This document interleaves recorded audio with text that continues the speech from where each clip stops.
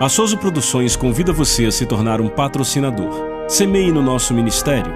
Com a sua oferta poderemos produzir muito mais vídeos. Este é um ministério independente e, por isso, precisa da sua participação. Inscreva-se no canal e compartilhe os vídeos. Seja um multiplicador desta visão.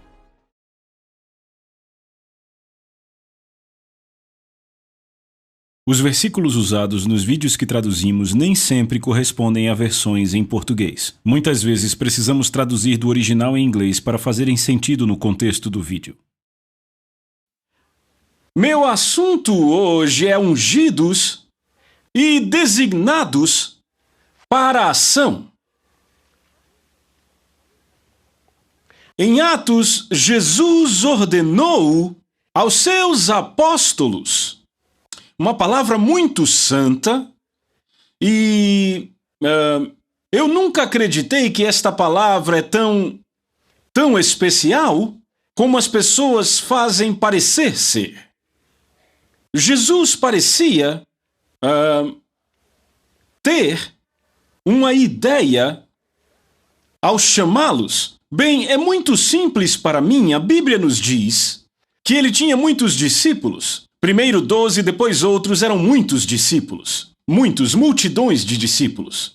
E um dia, ele selecionou 12 deles, a quem ele também chamou apóstolos. Então, estas eram 12 pessoas que o haviam seguido e aprendido com ele, e ouviram seus ensinos, observaram ele ministrando, e estavam absorvendo os seus ensinos. Jesus estava querendo fazer seguidores entre todo o povo. E para fazer mais discípulos, ele então selecionou 12, a quem ele também passou a chamar de apóstolos, simplesmente querendo dizer, em essência, vocês 12 estiveram muito comigo, vocês ouviram meus ensinos, vocês me viram ministrando, vocês me ouviram interpretando as Escrituras, vocês andaram comigo, nós fomos íntimos, compartilhando uns com os outros, e eu compartilhando com vocês. Agora eu quero enviar vocês para fazerem mais discípulos. Era isso que ele queria dizer. Vocês ficaram comigo por um tempo, daí vocês aprenderam, agora vão dar.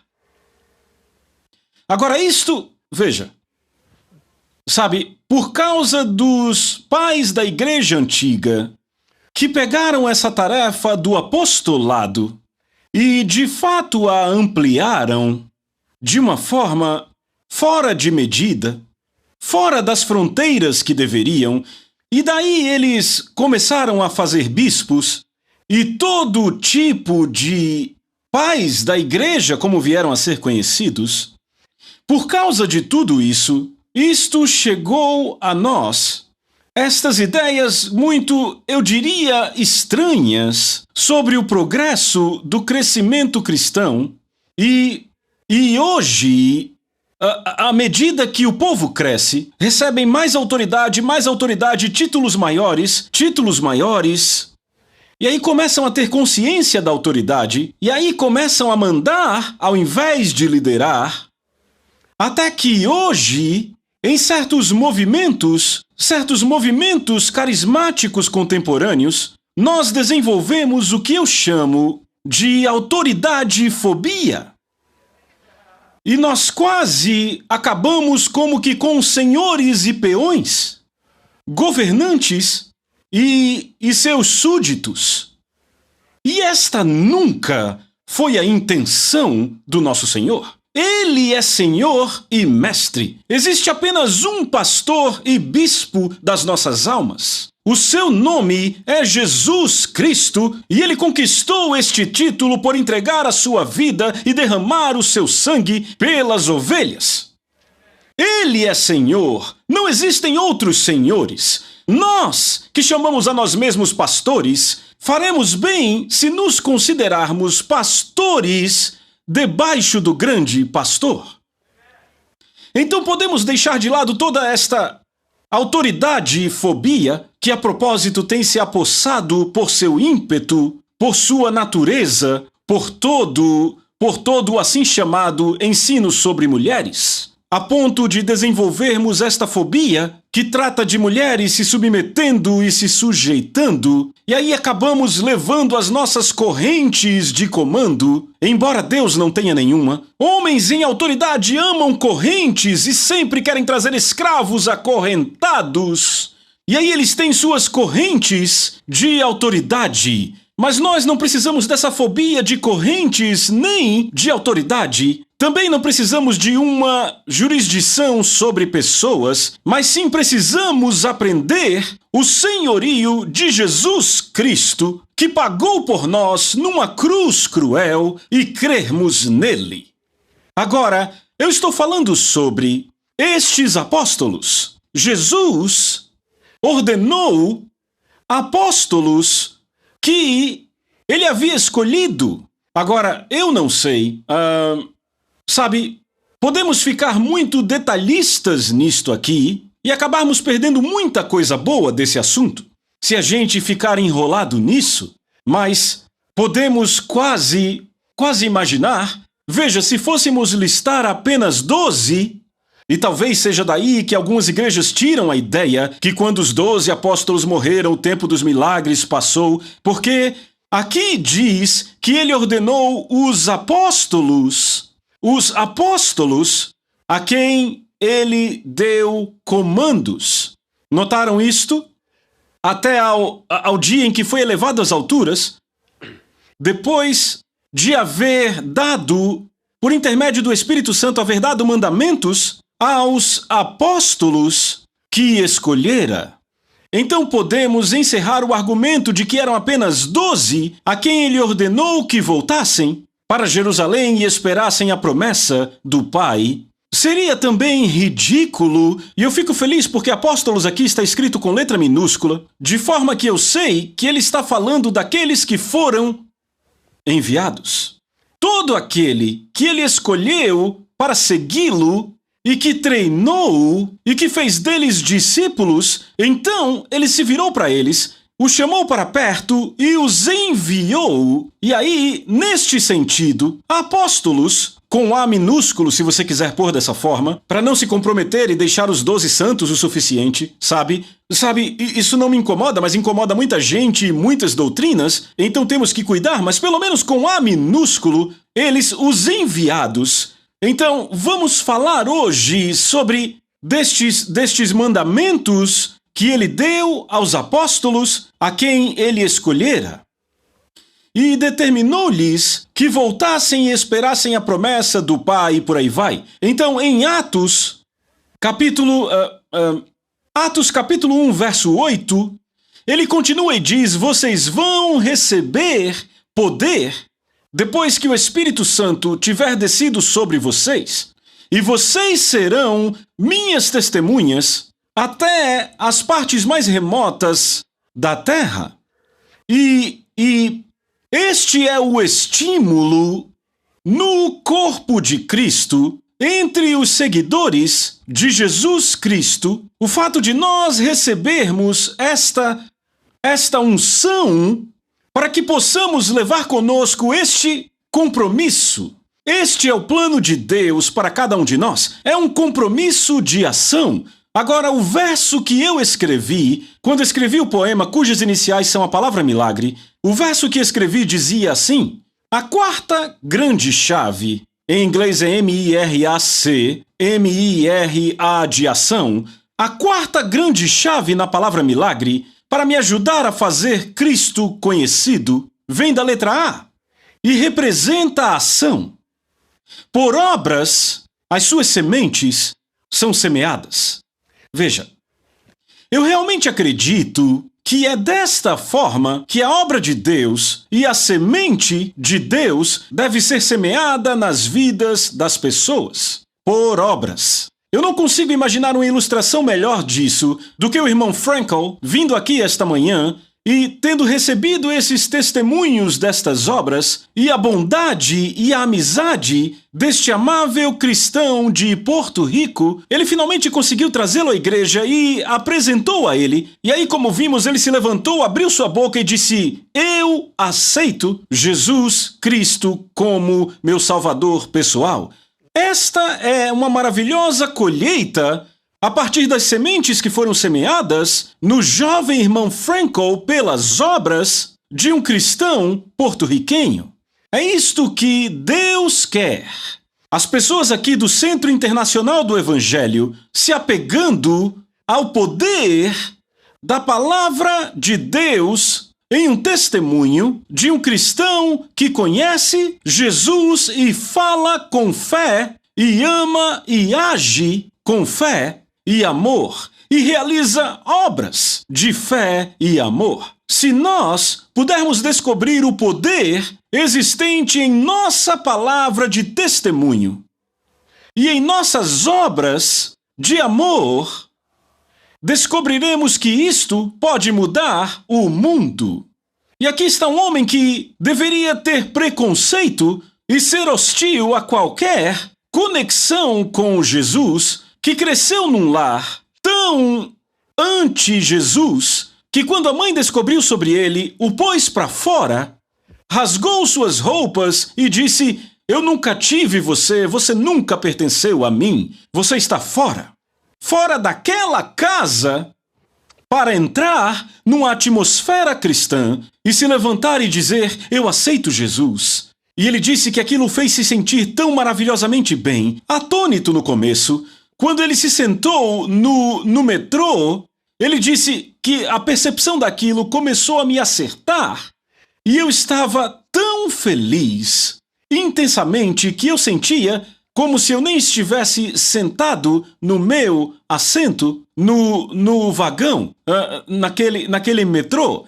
Ele estava tão alegre que sentia como se pudesse ver para sempre aquele Jesus vindo até ele. O poder na semente da palavra de Deus. Agora deixa eu dizer algo. Ouçam aqui, principalmente os jovens. As pessoas mais velhas não estão mudando tanto quanto pensam, mas os jovens, vocês podem mudar, podem aceitar coisas novas. Na igreja antiga, sabe, falamos muito sobre pregar. Eu me levanto e prego, e expando, e explodo, sabe? Eu fico bem inflado, e elevo a minha voz até ela ficar esganiçada, e eu não sei porquê, mas eu aprendi assim, e faço sempre isso, aí tento me acalmar, aí estou dando aula, e aí me empolgo e já estou gritando de novo, e nós chamamos isso de pregação. Bem, há muitos questionamentos se isso é realmente uma pregação ou não. Pode só ser ar quente. Pode ser apenas vapor. Sabe, uma locomotiva faz muito barulho. E pode ser que é só isso que estamos fazendo. E aí temos toda uma geração de pessoas que elas não se consideram chamadas para pregar e não é de se espantar. Elas não querem ficar berrando diante de uma audiência.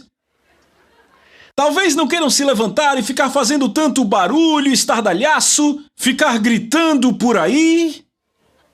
Elas só querem dizer o que têm a dizer sobre Jesus e deixar fazer efeito. Talvez esta seja a melhor pregação em todo o mundo.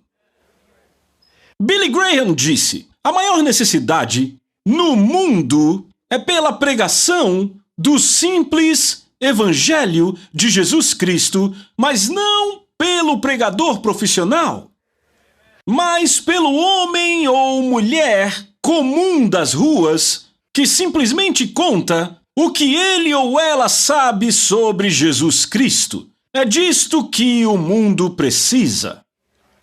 Pode ser que cheguemos a um tempo, talvez tivéssemos que gritar assim antes de terem esses grandes alto-falantes. E passamos isso adiante, sabe, como a família que sempre corta o rabo do peixe e se perguntam por quê. Ninguém sabe. Aí perguntam a mamãe, ela não sabe. Mamãe não sabe, ela diz: ah, não sei, eu sempre vi a avó de vocês fazendo isso. A vovó ainda está viva, vão perguntar por quê. Ou ela diz, querido, a panela era muito pequena. Sabe? Pessoas gritam e chamam isso de pregação. Sim, tinham que gritar. Quando não havia alto-falantes, mas olhe para mim. Com ou sem falantes vocês me ouviriam? Porque eu aprendi com os gritadores. Não significa que eles são os pregadores. Eu quero pregar. Quero testemunhar. Quero ajudar pessoas. Eu quero contar ao mundo sobre Jesus, mas não quero cuspir na cara delas. Por isso que há uma distância. Você não sabia que é por isso que os púlpitos ficam assim distantes das pessoas? Eu tenho misericórdia das pessoas. Do que é que eu estou falando? Eu estou falando de unção. Unção. Eu estou falando de ser ungido e ser designado para a ação. Eu acredito nisto. Jesus, ouçam jovens. Eu me fiz entender ou estou falando complicado aqui?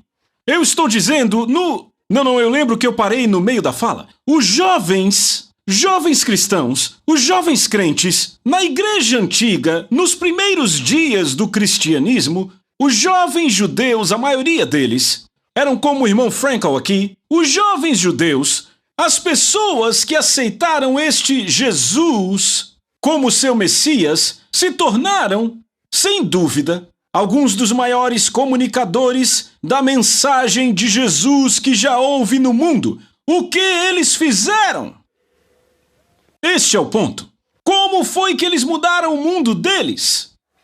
Eles não tinham belos púlpitos de vidro, alto-falantes ou gritavam até explodir. Eles contavam o que sabiam sobre Jesus. Jesus nunca enviou pregadores por todo o mundo. Jesus nunca disse, vocês receberão poder e serão um forte e barulhento pregador. Ele disse, vocês serão minhas testemunhas. O que o mundo quer são pessoas que conhecem Jesus Cristo, que sabem por que creem, no que creem, alguém que venha e faça o que aquele porto-riquenho fez, que ganhe pessoas, que ame pessoas, que ajude pessoas, se misture com pessoas, aprenda sobre pessoas, saiba sobre pessoas, se torne amigo de pessoas e mostre às pessoas o caminho de Jesus e as faça se identificar com este Jesus, o Messias de Deus. Aleluia! É por isso que o mundo está esperando, e eu quero aprender a ser um destes. Você quer?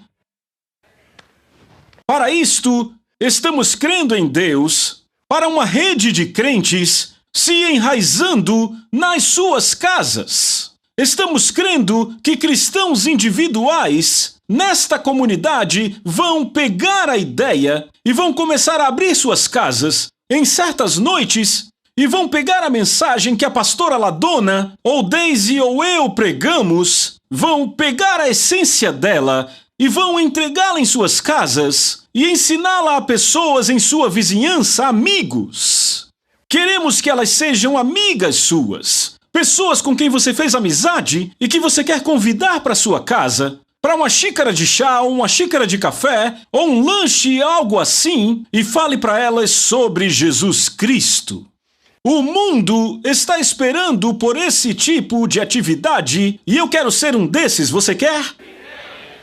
Que Deus nos ajude a pegar isso, jovens. Os pregadores da igreja antiga, do cristianismo antigo, eu diria, eram as pessoas que conheciam Jesus e saíram falando sobre Jesus para outras pessoas. Propósito, se você quer um propósito para 1989, determine isso. Eu vou ser um indivíduo que vai aprender a comunicar o que eu sei sobre Jesus Cristo. Comece refletindo sobre a sua vida e decidindo pensar, refletir, trazer quais foram os eventos maravilhosos que você experimentou com Jesus.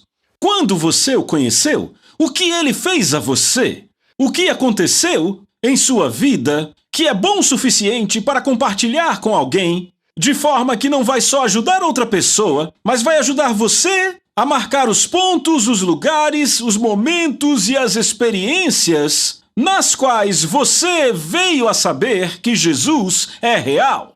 Você já pensou que, sabe, muita gente tenta começar igrejas, tentam conseguir permissões e em muitos países você não pode comprar um prédio para pregar o evangelho, não pode alugar um prédio para pregar o evangelho, e se for fazer não pode acender as luzes, não permitem que você tenha um alto-falante, não permitem que você divulgue ou convide ninguém.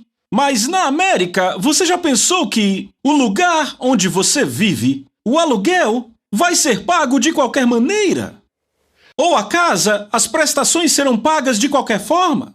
Você está no controle do seu lar. E o seu lar é um santuário, é um domínio. Graças a Deus, o governo dos Estados Unidos protege e respeita.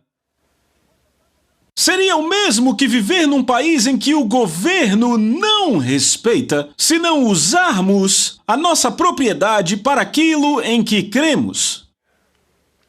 Nosso lar é um domínio onde nós somos os chefes. O aluguel é pago, a conta de energia será paga de qualquer jeito, a conta de gás será paga de qualquer forma. O seu lar é um domínio, uma propriedade, com um piso, provavelmente um tapete, provavelmente cortinas, provavelmente um teto. Na maior parte do mundo eles nem têm metade disso. Podem ter só um chão sujo, sem cortinas, sem janela, até sem teto. Mas no seu lar, não me importa onde você mora, já está muito bom. Para os padrões do mundo, não é de espantar que a maior parte do mundo pense que somos ricos, mas o seu lar é um domínio onde Jesus é Senhor.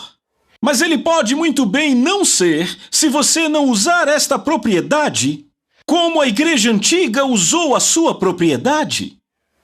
Se não usamos, como nos referiremos àqueles que, se usassem para isto, a polícia era chamada, eles entrariam, os prenderiam, os jogariam na prisão, na cova dos leões, estariam acabados porque você está usando sua casa para falar sobre Jesus? Poderíamos muito bem viver nesse tipo de sociedade. Se não usarmos a nossa, para que servem as estrelas e as listras? A liberdade da América, para que serve a liberdade? Para que serve nossa propriedade? Para ficarmos nela? Sermos egoístas, termos tudo para nós mesmos? Não. É para usarmos para a obra de Deus, se cremos na palavra de Deus. Agora eu vou voltar ao meu ponto.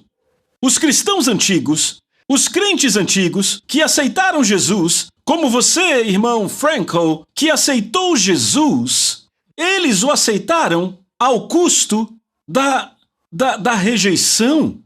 Veja aqui, em nosso tempo estamos falando de um judeu. Os parentes de origem ortodoxa o puseram para fora. Você, jovem, foi posto para fora quando aceitou a Cristo?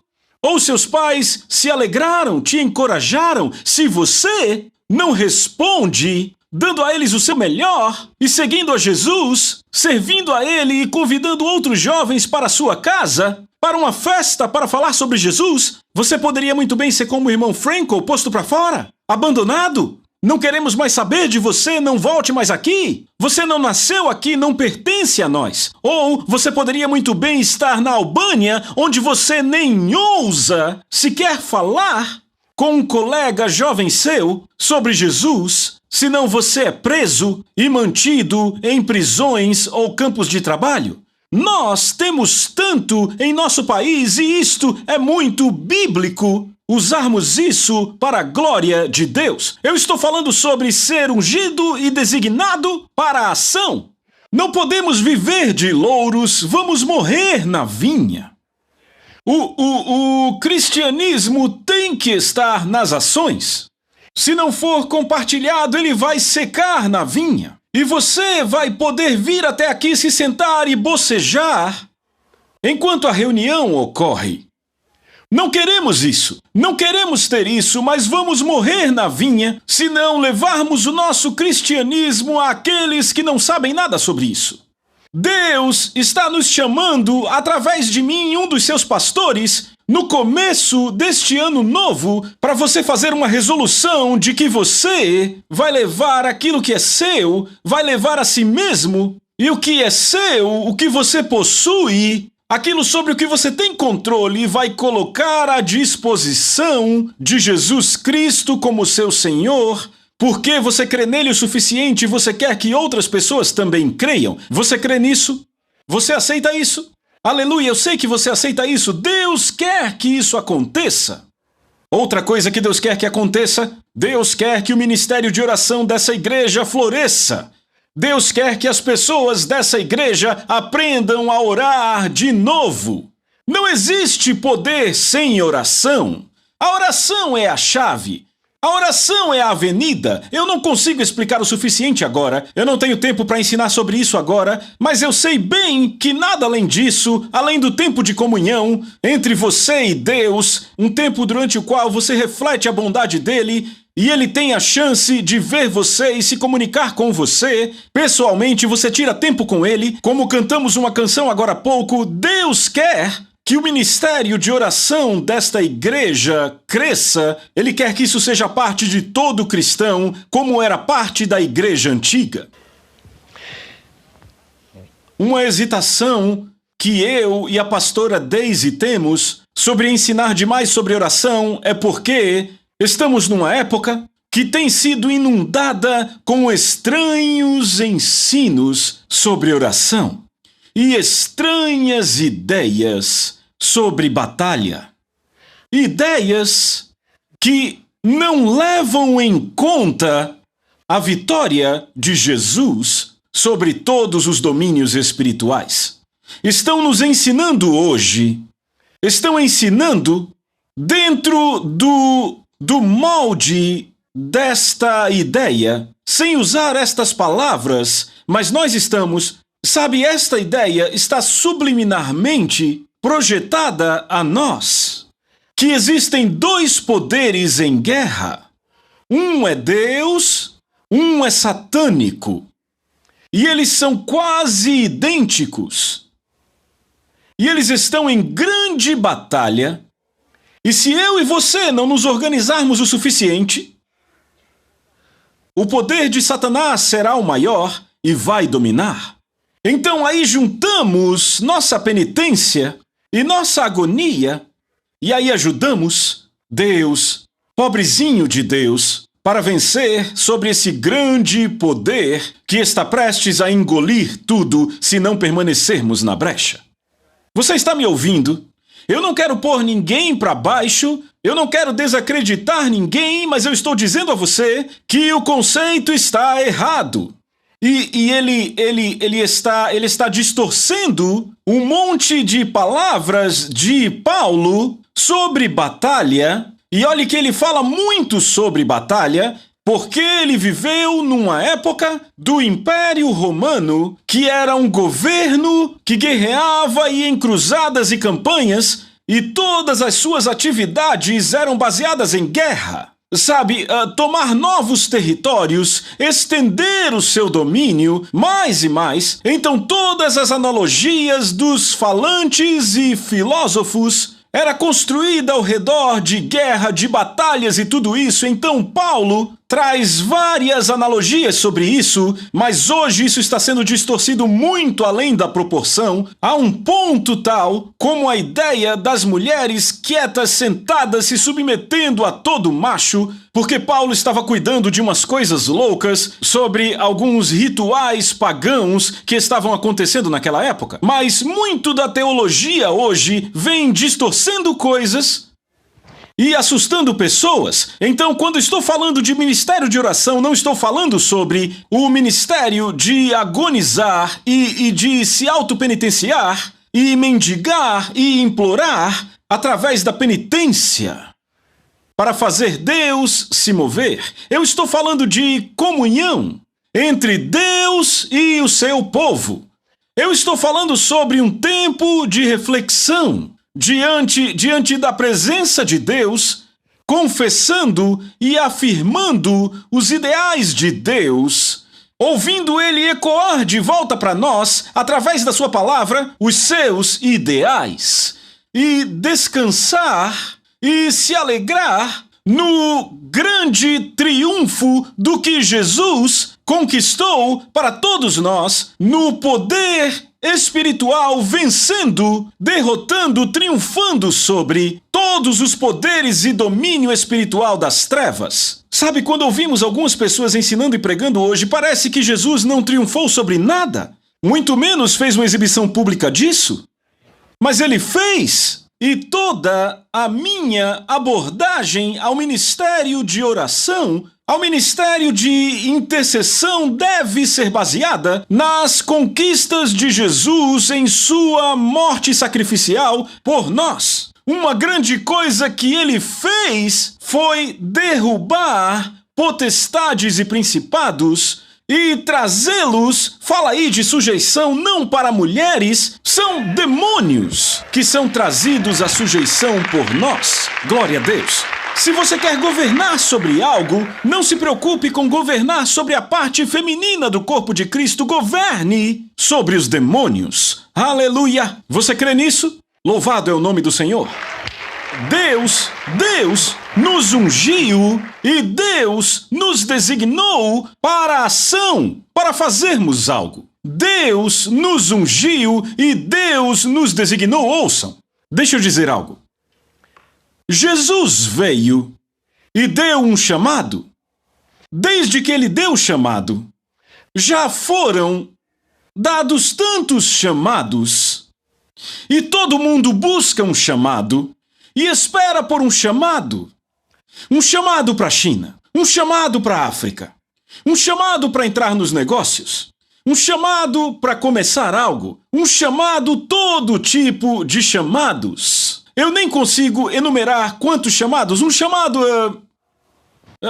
algumas pessoas recebem chamados para a comunicação, recebem chamados para o evangelismo, recebem chamados como missionário. Todo tipo de chamado. Tanto que em muitas escolas hoje, se você não tem um chamado, não deve nem se envolver. Se você não teve uma visão, ou ouviu uma voz, ou se não viu um elefante branco, algo assim, você deve continuar esperando e esperando até que o seu chamado chegue. Um disparate. É um absurdo. Tem um monte de bobagem sendo falada por aí. Deus, ouçam, jovens, todas as pessoas, todos, Jesus veio e entregou um chamado. Ele disse, sigam a mim.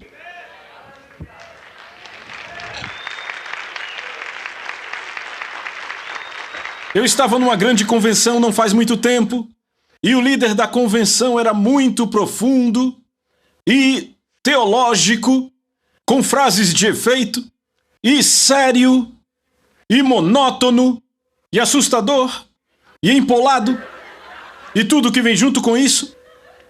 E ele veio para mim com esta pergunta profunda. Irmão Osborne, você, sendo o homem de Deus que é, já viajou por todo o mundo. Tem o seu dedo medindo o pulso da humanidade, indo de uma cidade a outra.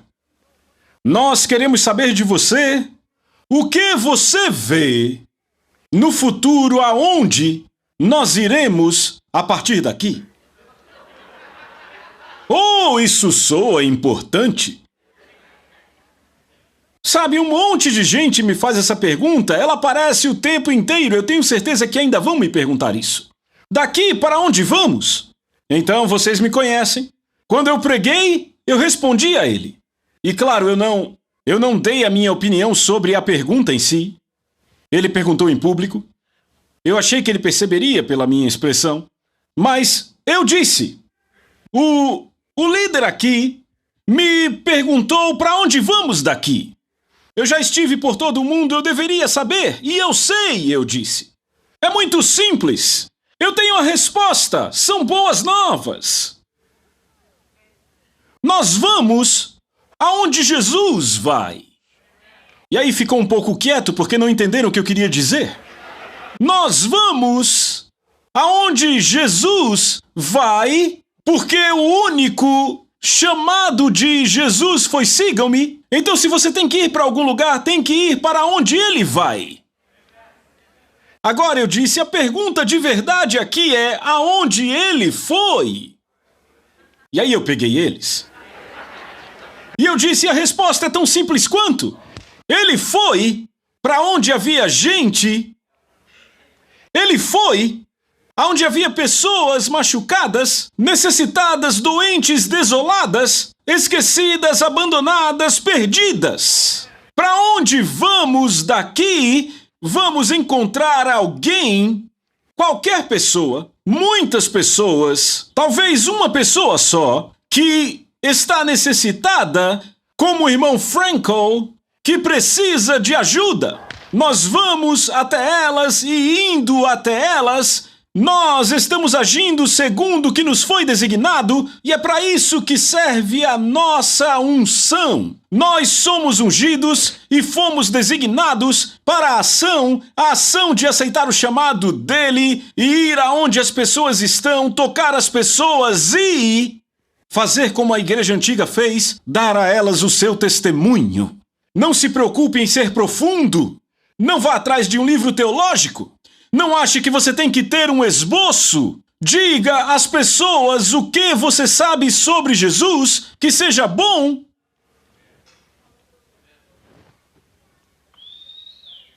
E faça elas se levantarem, estique o seu microfone e elas dirão, eu aceito Jesus. Antes de perceberem o que estão dizendo. Porque a semente do evangelho que você planta é tão poderosa que vai refazê-las se você colocá-la nelas. Mas temos que colocar. Amém?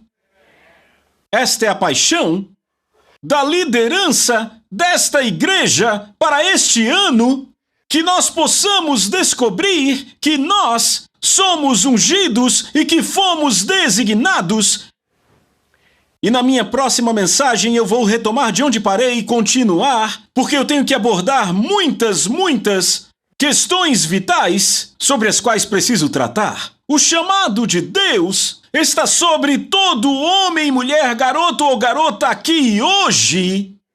Cada um de vocês. Deus é o dono de vocês. Deus criou vocês. Deus acredita em vocês. Deus precisa de vocês. Se você é salvo, o chamado dele é compartilhe, fale, conte, toque, ajude, cure, faça algo. Se você não é salvo, o chamado dele é siga-me. Eu vou te mostrar como de fato ter vida. Aleluia! Vou te mostrar como ter esse tipo de vida que é tão boa que vai passar para qualquer um em quem você toque. E você vai deixar outras pessoas tão felizes quanto você. Outras pessoas serão curadas como eu curei você. Outras pessoas serão exaltadas como eu te exaltei. Outras pessoas serão abençoadas como eu te abençoei. Meus amigos do Centro Internacional do Evangelho, você pode chamar isso de papo evangelístico se quiser, mas este é o fundamento da igreja. Esta foi a forma como a igreja nasceu. A forma como a igreja evangelizou o que se conhecia do mundo. Eles não pararam de ensinar e pregar Jesus Cristo diariamente no templo e em todas as casas. Eles não pararam de ensinar e pregar Jesus Cristo. Aleluia, aleluia. Que o Senhor nos ajude a fazer isto. Glória a Deus, você que está assistindo pelo vídeo, eu quero orar por você antes de desligarmos as câmeras. Em nome de Jesus Cristo, eu quero dizer que o que eu acabei de ministrar é para você e vai salvar a sua vida. Você pode não fazer parte dessa igreja, mas onde quer que você esteja, permita que Jesus tenha acesso livre na sua comunidade. O que ele pode fazer na sua comunidade sem um corpo através do qual ele trabalhe? Ele é espírito, precisa do seu corpo. Ele quer operar através de você. Quando você está lá, ele está lá. Creia nisso, abrace isso, alegre-se com isso, não se assuste com isso. Diga, graças a Deus, eu descobri quem eu sou. Eu sou um cristão cheio de Jesus e apto para ajudar pessoas. E o que quer que você precise, Jesus quer te dar isso nesse momento. Eu oro em nome de Jesus, que o poder dele vai chegar até você, te visitar e confirmar o que eu preguei para você. Em nome de Jesus, a quem Deus ressuscitou dos mortos, se há uma necessidade em sua vida, em nome de Jesus eu oro que esta necessidade é suprida. Agora, neste momento. Se for cura, seja curado agora.